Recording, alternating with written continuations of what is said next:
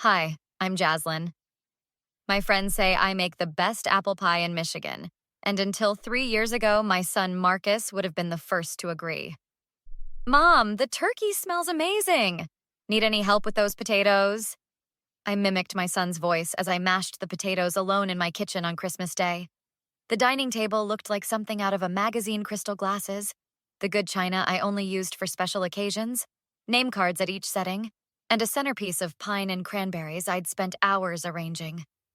Marcus and his wife Vanessa were due at 3 o'clock. It was now 3:45. They're probably just stuck in traffic, I muttered, checking my phone for the 10th time. No messages. I dialed Marcus's number again, straight to voicemail. Hey, sweetie, just wondering where you two are. Dinner's ready whenever you get here. Drive safe. I sent another text. Food's getting cold. Everything okay? By 5:30, the turkey was dry, the potatoes had formed a skin, and the ice cream for the apple pie had melted in the fridge. Screw it, I said to the empty room, pouring myself a glass of the expensive wine I'd bought for the occasion. I hadn't spent Christmas alone since before Marcus was born. Even after the divorce from Robert, we'd always had our Christmas traditions. Then Vanessa came into the picture. My phone buzzed. Finally. But it was just a notification from Facebook. I almost ignored it. But then I saw Marcus's name. He'd been tagged in a post. My hands trembled as I opened the app. There they were, Marcus and Vanessa, smiling in matching Christmas sweaters, surrounded by her family. The caption read, Annual Morrison Christmas Bash, wouldn't miss it for the world. Posted 3 hours ago. I felt sick. They hadn't been stuck in traffic. They hadn't had car trouble. They'd never planned to come at all. The doorbell rang, startling me out of my shock. I opened it to find my best friend Elaine on the porch, holding a bottle of wine. Hey, thought you might need company. Marcus and Vanessa bail again? Come see for yourself, I said, handing her my phone. Elaine's face darkened as she scrolled through the photos. That little... And they didn't even have the decency to call you? Not a word. I've been cooking since 6 a.m. This isn't the first time, is it? Elaine asked, following me to the kitchen. It's getting worse. Remember Thanksgiving? The food poisoning excuse? And my birthday when they had that emergency at work? Elaine poured herself some wine. It's her. It's always been her. Marcus was never like this before. I keep telling myself that, but he's a grown man making his own choices. Have you talked to Robert about it? Maybe he could. Robert's useless. Says I'm overreacting. Elaine took my hand. This isn't right, Jazz, and you don't deserve it. I stared at the perfect table setting, the name cards I'd handwritten, the now cold food I'd spent days preparing. You know what? I'm done making excuses for them. This isn't just rude, it's cruel. What are you going to do? Elaine asked. I picked up my phone and looked at the happy family photo again. I'm going to find out exactly what's been going on, and then I'm going to make sure they never do this to me or anyone else, ever again. First step, we need to talk to people who've seen them together, I said, grabbing a notepad while Elaine cleared the untouched dinner plates. Start with Caroline. She mentioned seeing them at a barbecue last summer when Marcus told you he was working. I froze. What? He said he had that big project deadline. Honey, he was flipping burgers while you sat home alone on your birthday. 3 calls later, I had confirmation.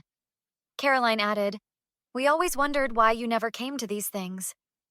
The next morning, I drove to my ex-husband's house. Robert answered in sweatpants. What brings you here? Something wrong with Marcus? That's what I'm trying to figure out. Robert shifted uncomfortably as we sat in his cluttered living room. Look, I didn't want to get in the middle of this. In the middle of what? You know something? Vanessa cornered me at their wedding rehearsal. Said I needed to respect their boundaries, which included not telling you about their plans. What plans? They're moving to Seattle after New Year's. Marcus got a job offer. Vanessa said they were planning to tell you when the time was right. My stomach dropped. Seattle? That's across the country. I assumed you knew. Marcus swore he'd tell you. Just like he swore he'd come to Christmas dinner? Robert winced. When Marcus mentioned your invitation, Vanessa went off about how her family traditions were more important. And you didn't think to tell me? Not my circus, not my monkeys. We're divorced, remember? That afternoon, I met Lisa, Marcus's friend since third grade, at a coffee shop downtown. I've been worried about him, Lisa admitted. He never sees any of his old friends anymore. When was the last time you saw him? 6 months ago? I ran into them at Target. Vanessa did all the talking. Marcus just stood there nodding like one of those dashboard dogs. Did he seem happy? Lisa hesitated. He seemed empty, like someone hollowed him out. Remember how he used to laugh? That big throw-your-head-back laugh? I haven't heard that in years. Has he always canceled plans with you too? Always. We'd set something up, then last-minute excuse. After a while, I stopped trying. And you think it's Vanessa? I know it is. My brother works with Marcus. All those late meetings and work emergencies? Total lies. Pete says Marcus leaves the office by 5:30 every day. I showed Lisa the Christmas photos. Wow, that's cold, even for her. Help me make a list of every event, every cancellation. Lisa nodded. You should talk to Tyler, Vanessa's dad. They had a huge fight at Thanksgiving about how she treats you. I raised my eyebrows. Her own father called her out? He told her she was being cruel. She didn't speak to him for weeks. For the first time since staring at that empty dinner table, I felt a spark of hope. I think it's time I had a chat with my future in-laws, I said, pulling out my calendar. And maybe a few other people who've been fed lies about me. I pulled into the driveway of the Morrison family home, a sprawling colonial with perfect landscaping. Tyler opened the door before I could knock. Jaslyn, this is unexpected. Is this a bad time? I was hoping to talk to you and Rachel.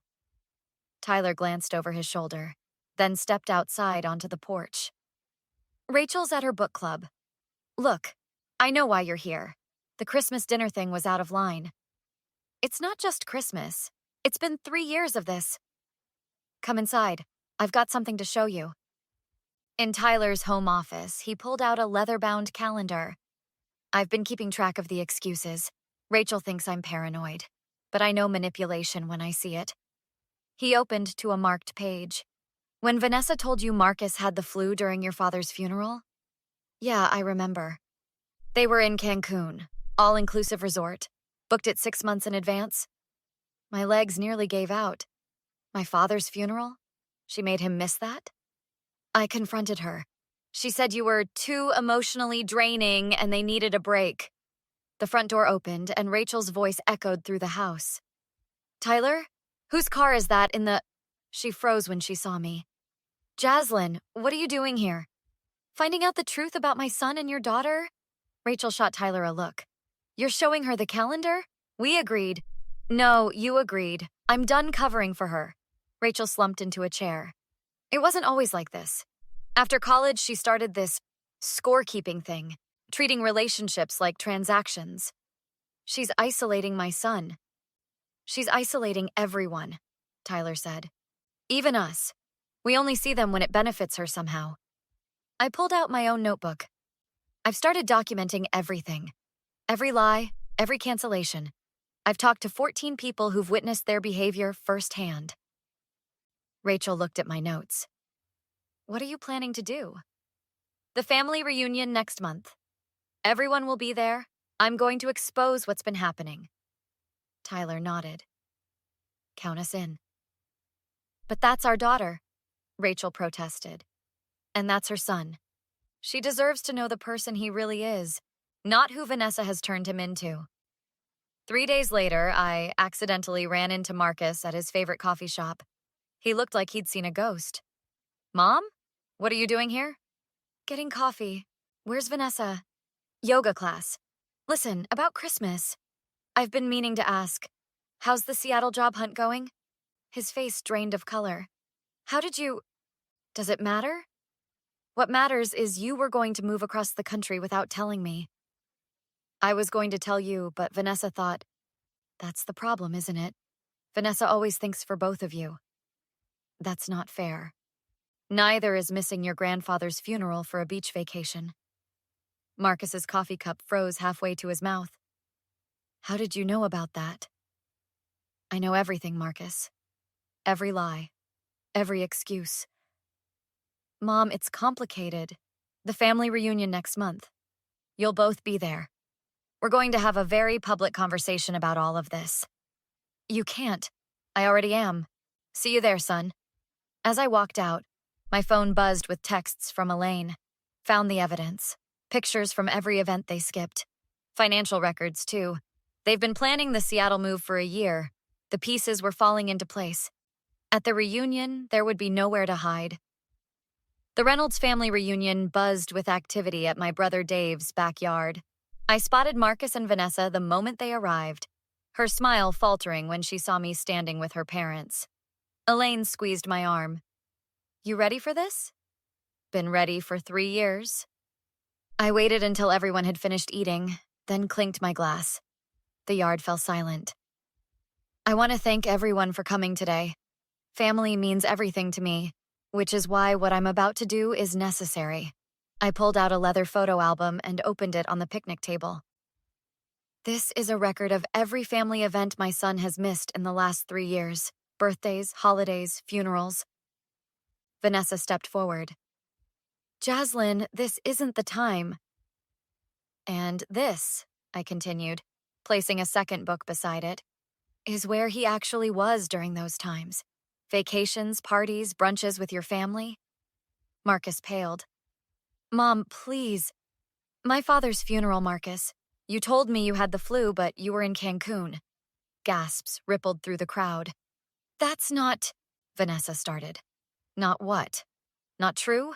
Tyler, would you like to confirm? Tyler stood up. It's all true. We've been enabling this behavior too long.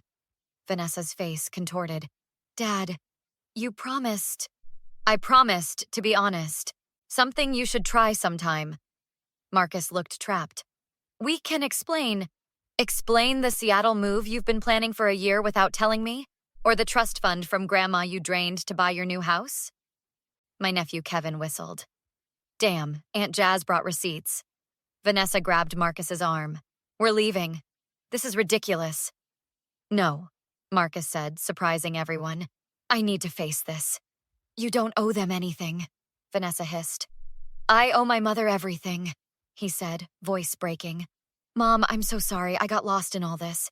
I let Vanessa convince me that you were trying to control me, that cutting you off was healthy. Don't you dare blame this on me, Vanessa shrieked. Rachel approached her daughter. Vanessa, enough. Look what you've done to this family. Me? You're all ganging up on me. No one's ganging up on anyone, I said calmly. We're simply showing you the consequences of your actions. Marcus stepped toward me. Mom, please, I'll make this right. We won't move to Seattle. I'll be better. I looked at my son, really looked at him for the first time in years. I don't want your apologies, Marcus. I want my self-respect back, and I'm taking it today.